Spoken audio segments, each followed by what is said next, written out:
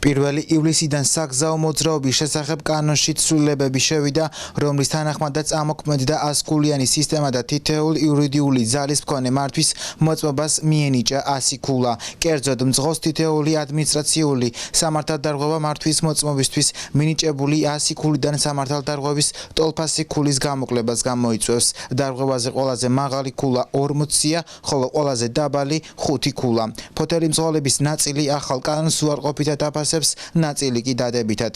ის რომ ბევრი ისეთი ზის საჭესთან რომელმაც ტარება არის ეს იმას კი არ ნიშნავდა რომ ყველა რომ მაგ წნეხქვეშ მოხვედრილი იყო და რაღაც გაამკაცრონ უბრალოდ აი ტარების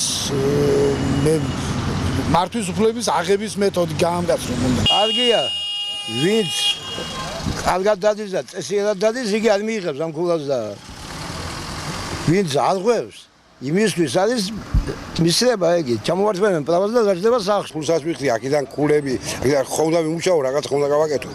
სხვა შემთხვევა რო ადამიანი გეგე ისეთ შემთხვევაშია რომ უნდა აშაებს, ხო?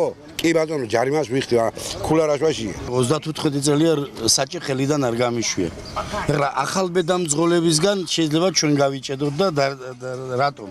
აი წინ მანქანა რომ მოძრაობს და მიდის, მე ვიცი უკვე იქ ვინძის და როგორ მიდის, მაგრამ ამ ქულებთან შემართებაში მე მგონია რომ ძალიან არასწორია.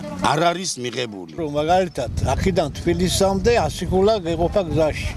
იმიტომ რომ ზოგი მანქანა გაუმართავია, როიტყვან ნელი სიჩქარით მოძრაობენ, ამიტომ ზოგს ეჩქარება, ზოგს ეკატავება. მართვის მოწმობაზე დარიცხული 100 ქულა ერთწლიანია, რომლის განმავლობის შემთხვევაში პირს 1 წლით ჩამოერთვება მართვის უფლება.